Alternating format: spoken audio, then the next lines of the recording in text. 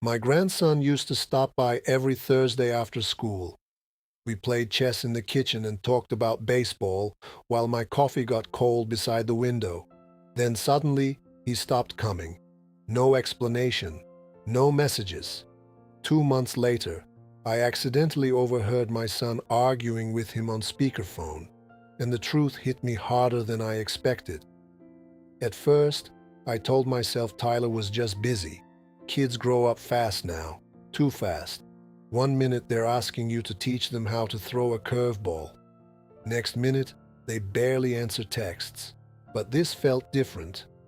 Every Thursday around 4 o'clock, I still found myself looking out the kitchen window toward Maple Street in Akron, Ohio, waiting for his beat-up Honda to pull into the driveway. I'd even set out the chessboard twice before realizing how foolish I looked sitting there alone. My son Daniel kept brushing me off. "Teenagers get distracted, Dad."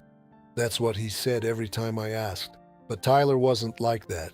That boy used to call me just to ask about old war movies or complain about college applications. Then one day, silence. The worst part was seeing him in public. 3 weeks after he stopped visiting, I spotted him at a grocery store across town. I called his name, loud enough for him to hear me. He froze, actually froze. Then he looked over his shoulder at me with this terrified expression I still can't explain, and walked away fast like I was someone dangerous. I stood there beside the oranges feeling about 2 inches tall. That night, I called Daniel again. "What did you tell him about me?" Long silence. Then he snapped, "Dad, stop making this into drama." Drama. That word sat in my chest all night. 2 months later came the phone call. Daniel didn't know I was upstairs when he put Tyler on speaker in the kitchen. I'd come by to drop off his mother's old photo albums. I heard shouting before I even reached the stairs. Tyler sounded upset. "I don't care what you say anymore," he yelled. Then Daniel said something that made my blood run cold. "You stay away from him if you know what's good for this family." I nearly missed the next sentence. Tyler shouted back, voice shaking, "You lied to me about Grandpa." The house went dead quiet after that. I stood there gripping the railing so hard my fingers hurt. Then Daniel suddenly looked toward the stairs, and the look on my son's face when he saw me standing there, I swear to God, he looked caught. Daniel ended the call immediately. Tyler must have hung up first, because all I heard after that was breathing, heavy breathing. My son stood there in the kitchen staring at me like a man who'd just been dragged into the light. Neither of us spoke for a few seconds.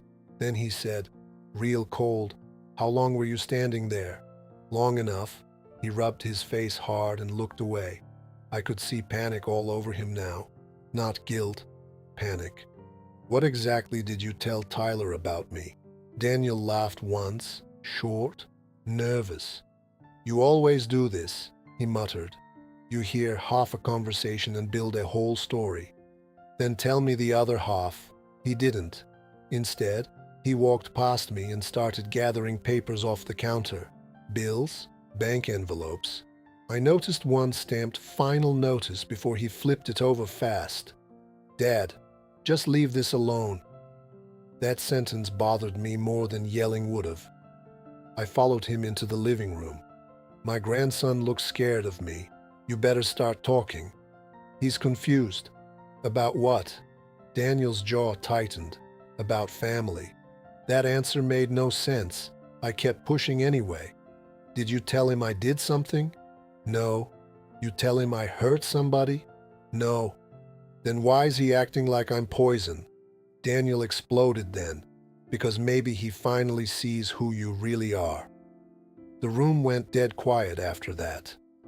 I'm 74 years old. You live long enough, you learn when anger is fake and when it comes from somewhere rotten and buried. This wasn't fake. This had been sitting inside my son for years. "What the hell does that mean?"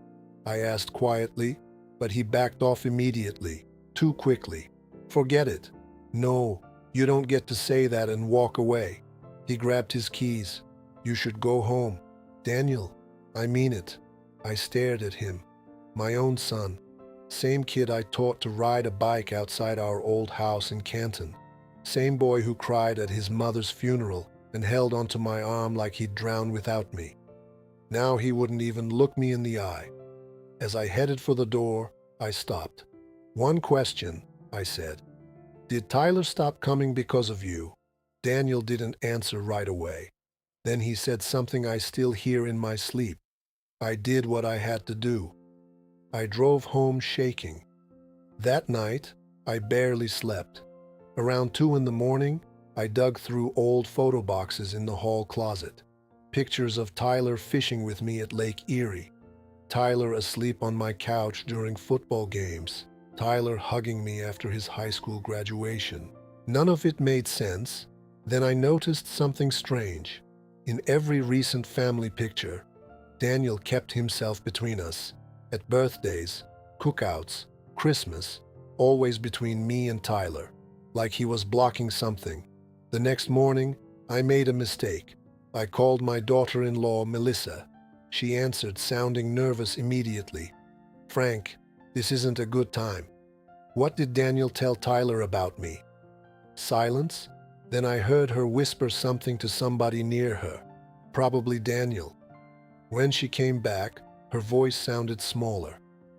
You need to stop asking questions. My stomach dropped. Melissa, what the hell is going on?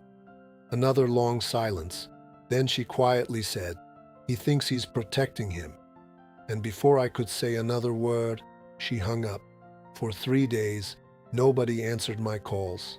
Not Tyler, not Daniel, not Melissa. I sat alone in my house in Akron listening to that damn grandfather clock tick like it was mocking me. Every sound felt louder when your family suddenly starts treating you like a threat.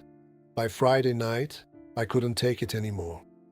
I drove to Tyler's college apartment in Cleveland. I didn't even plan what I'd say. I just needed to see his face up close. Needed to know if my grandson truly believed whatever poison had been fed to him. His car was outside, lights on upstairs. I knocked once, nothing. Then I heard movement inside, fast movement, like somebody rushing around. Tyler, I said through the door, it's Grandpa. Silence. Then finally, his voice, weak, nervous. You shouldn't be here. That hit hard. I just want to talk. You need to leave. Tyler, please. The door opened barely 2 inches.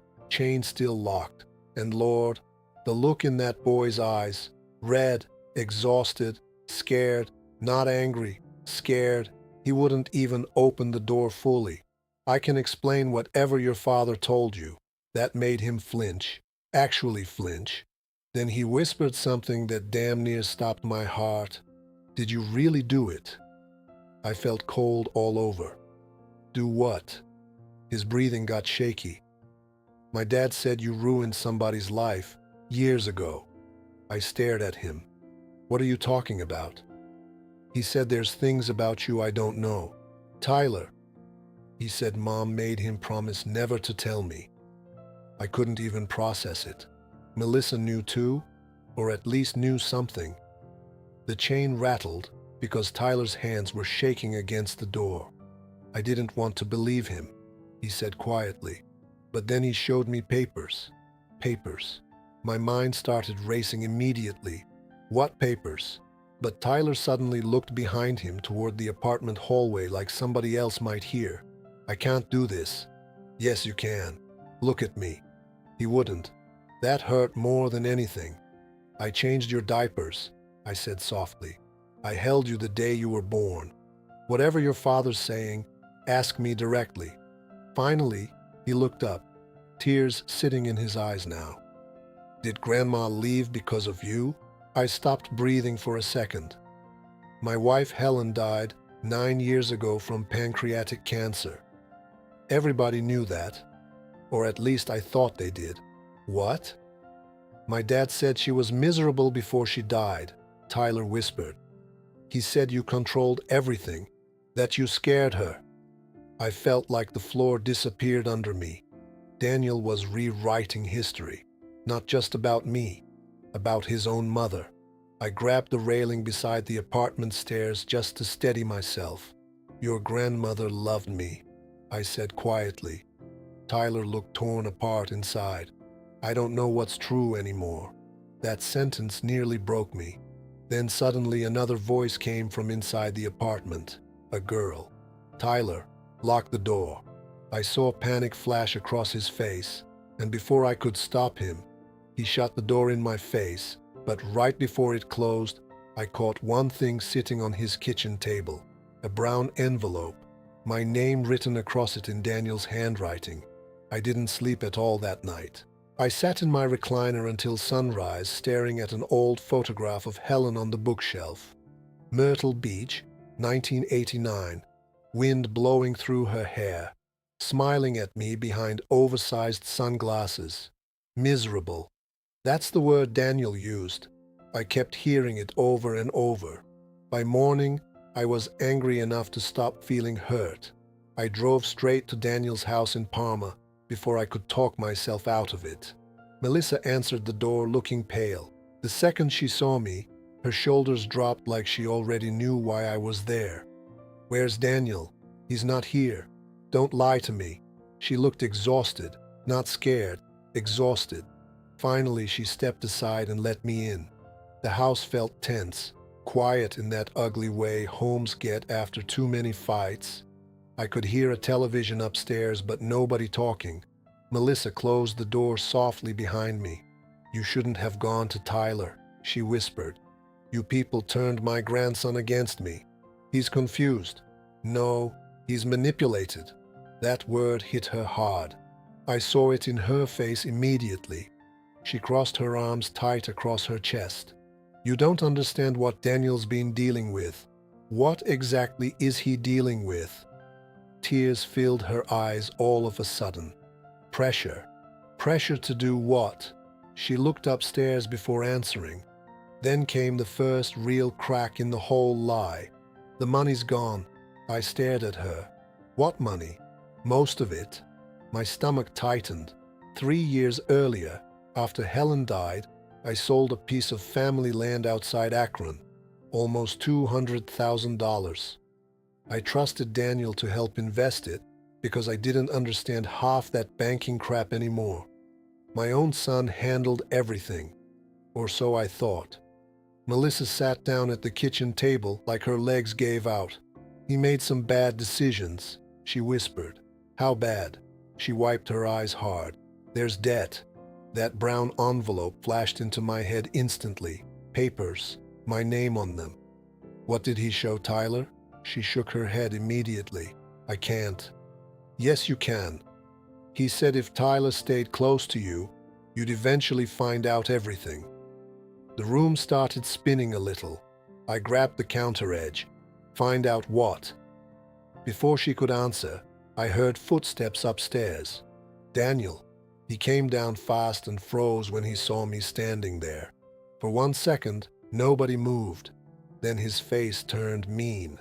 Not defensive, mean. "You went to Tyler after I told you not to. You told him I abused his grandmother?" Melissa quietly said. "Daniel, stay out of it." I stepped toward him. "What papers did you show my grandson?" He laughed bitterly. "You really want to do this now?" "Yes." He walked to the kitchen drawer, yanked it open, and threw a stack of papers across the table at me. Bank statements, transfer records, withdrawal notices, my name all over them. But the signatures, Jesus Christ, the signatures weren't mine. I looked up slowly. Daniel stared right at me and said something that made my blood run cold. "You were never supposed to see those." I couldn't feel my hands anymore. The papers shook while I stared at those fake signatures. My name written over and over in crooked versions of my handwriting. Transfer approvals, account withdrawals, loan guarantees, thousands of dollars. No, more than that. By the last page, my vision blurred. Almost everything from the land sale was gone. "You forged my name," I said quietly. Daniel didn't answer immediately. Melissa started crying at the table. Finally, he snapped, "I was going to fix it." That sentence told me everything. Not sorry, not ashamed, just cornered. I looked down at the papers again. Dates stretching back almost 2 years. Small withdrawals at first, then bigger ones. Credit debt, mortgage payments, gambling websites, gambling. I looked up slowly. "You gambled my money away?" "Not all of it." Melissa covered her face. "Oh my God," she whispered. Daniel pointed at me suddenly like this was somehow my fault.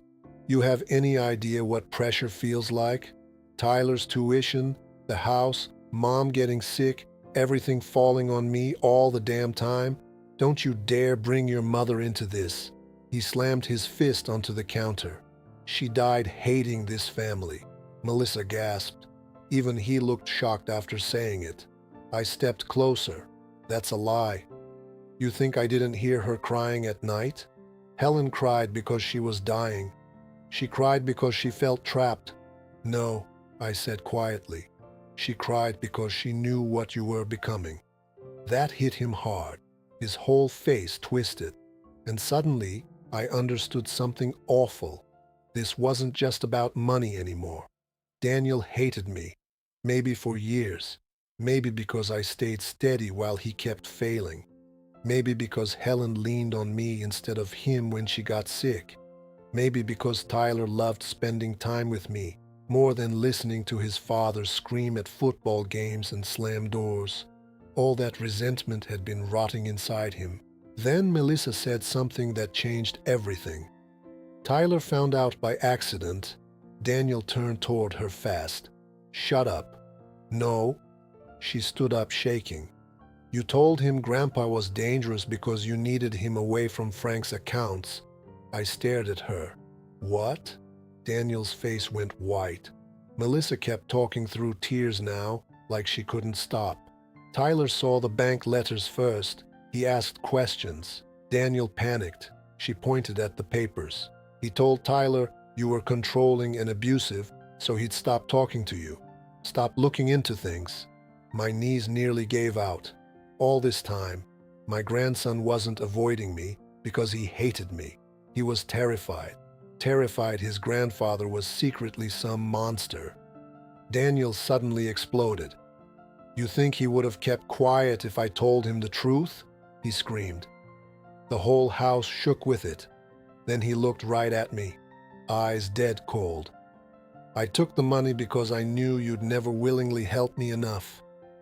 I felt something inside me collapse. Not anger, not even heartbreak anymore, just emptiness. Then my phone rang. Tyler. All three of us looked at it, vibrating in my pocket. And before I could answer, Daniel quietly said, "Don't pick up that phone unless you want him to know everything." The phone kept vibrating in my pocket. Tyler, my grandson.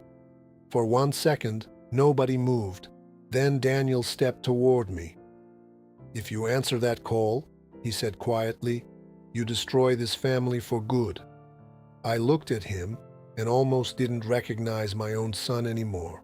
His eyes were hollow, desperate, like a man who'd spent so long lying he couldn't remember where the truth even started.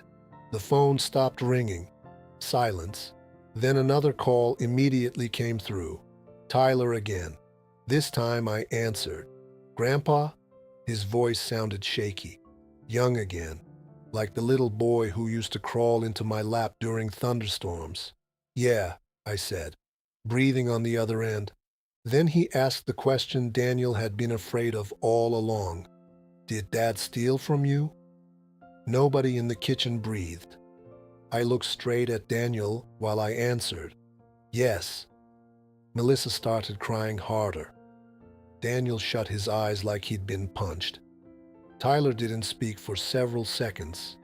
Then quietly, "Oh my God."